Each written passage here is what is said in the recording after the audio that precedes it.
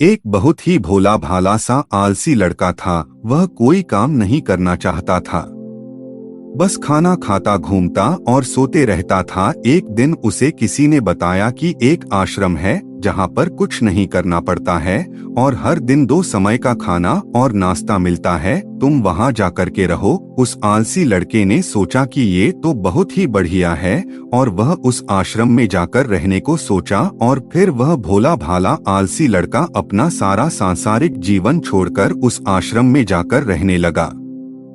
आश्रम में गुरुजी रहते थे।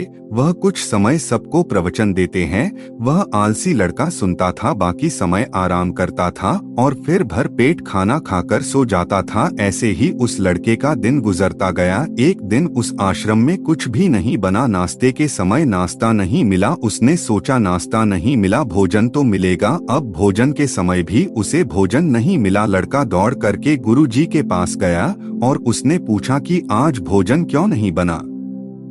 गुरुजी ने कहा कि बेटा, आज एकादशी है और जितने भी आश्रम के सदस्य हैं उनका उपवास है और तुम्हारा भी आज उपवास है, आज भोजन नहीं बनेगा। वह लड़का आलसी था और उसे भूख भी बहुत लगता था। उसने गुरुजी से बोला कि मैं उपवास नहीं रहूंगा, मुझे भूख लगी है, मैं खाना खाऊंगा। गुरुजी ने बोला ठीक है, जाओ भंडारे में से सामान लेकर के आओ और आश्रम में नहीं बाहर ले जाकर के बना लो, लेकिन याद रखना भोजन बनाने के बाद सबसे पहला भोग भगवान को लगाना और फिर तुम प्रसाद पाना। वह लड़का बोला ठीक है और फिर अनाज लेकर नदी की ओर पहुंचा। भोजन पकाने लगा, तैयार हुआ। उसके बाद कहने लगा कि भगवान श्री राम आइए, पधारिए, भोग लगाइए। अब जब उसे लगा कि भगवान तो आ नहीं रहे हैं तो फिर कहने लगा कि मुझे मालूम है आपको तो अच्छा खाने की आदत है, मैं बना नहीं पाया और मुझे अच्छा भोजन बनाने भी नहीं आता, लेकिन जो भी रूखा सूखा बना है आकर खा लीजिए। भगवान श्री राम उसकी सरलता पर बहुत ही प्रसन्न हुए और उस लड़के को दर्शन दे दिए। उसने देखा कि भगवान श्री राम आए हुए हैं और उनके साथ में माता सीता भी आई हुई है, लेकिन लड़के ने सिर्फ 2 लोगों के लिए ही भोजन बनाया था, एक अपने लिए और दूसरा भगवान के लिए। और अब क्योंकि भगवान के साथ माता सीता भी आई हुई थी तो उसने उस भोजन को माता सीता और भगवान के सामने ग्रहण करने के लिए रख दिया। भगवान श्री राम और माता सीता ने भोजन किया और उसके बाद जब वह जाने लगे तो यह भोला सा आलसी सा लड़का बोला कि प्रभु आप आए, दर्शन दिए, बहुत अच्छा लगा। मुझे खाने को कुछ नहीं मिला, लेकिन कोई बात नहीं, लेकिन आपसे एक विनती है कि अगली बार जब आप आएंगे तो कितने लोग आएंगे ये बता दीजिए ताकि मैं उतने लोगों के लिए भोजन बनाकर रखा रहूं। भगवान श्री राम मन ही मन मुस्कुराए और फिर अंतर ध्यान हो गए।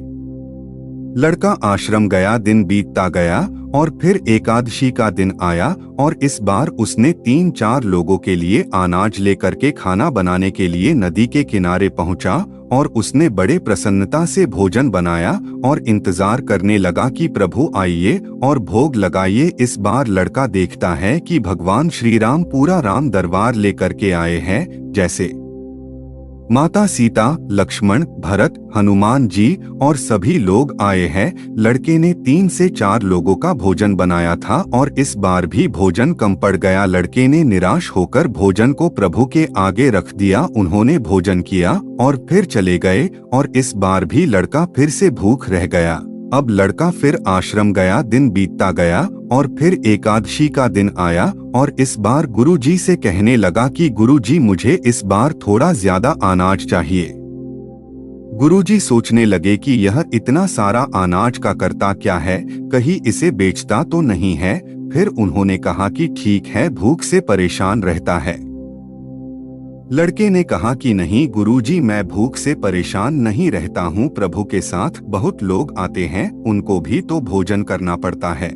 गुरुजी को लगा कि लड़का पागल हो गया है, लेकिन गुरुजी ने सोचा कि चलो एक बार चलकर देखते ही कि लड़का इस अनाज का करता क्या है। वह भोला सा लड़का अनाज ले करके नदी के किनारे पहुंचा और इस बार भोजन बनाया नहीं। उसने सोचा कि प्रभु हर बार ज्यादा लोगों को ले करके आते हैं, इस बार वह जितने भी आएंगे खुद बना करके भोग लगा लेंगे। और फिर प्रेम से प्रभु को बुलाने लगा। गुरुजी ये सब छुपकर देख रहे थे कि ये भोजन तो बनाया नहीं और प्रभु को बुला रहा है, लेकिन लड़के ने देखा कि इस बार प्रभु के साथ बहुत से लोग आए हुए हैं, तो उसने प्रभु के सामने हाथ जोड़ करके कहा कि प्रभु माफ करना, आप बहुत सारे लोग आते हो, मुझे संख्या पता नहीं होती है और मेरी हिम्मत भी नहीं होती है कि इतने सारे लोगों के लिए भोजन बनाऊं। आप स्वयं आइए, बनाइए, खाइए और भोग लगाइए। प्रभु मुस्कुराते हैं और अपने साथ आए सभी लोगों के साथ मिल करके भोजन बनाते हैं।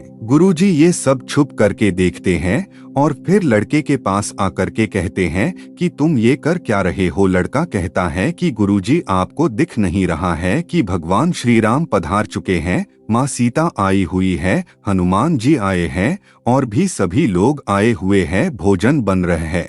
गुरुजी ने बोला कि पागल हो गया है, मुझे तो कोई दिख नहीं रहा है। लड़का गुस्सा हो गया और बोला प्रभु आप ये क्या कर रहे हो, एक तो मुझे भूखा रखा है और गुरुजी को दर्शन नहीं दे रहे हो, जो मुझे पागल समझ रहे हैं, कृपा करके गुरुजी को दिख जाओ।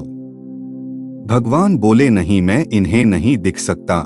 लड़का बोला क्यों नहीं दिख सकते, मेरे गुरुजी तो बहुत महान है, बहुत बड़े ज्ञानी और ज्ञाता है। भगवान बोले हाँ ज्ञानी और ज्ञाता होंगे, लेकिन तुम्हारी तरह सरल नहीं है। जो सरलता तुम में है वो तुम्हारे गुरुजी में नहीं है।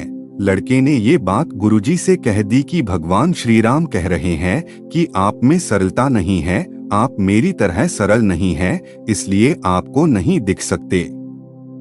गुरुजी की आंखें नम हो गई और रोने लगे कि और बोले कि बिल्कुल सही कहा, मेरे अंदर तुम्हारे जितना सरलता नहीं है, और फिर माफी मांगने लगे। फिर भगवान ने गुरुजी को भी दर्शन दिए।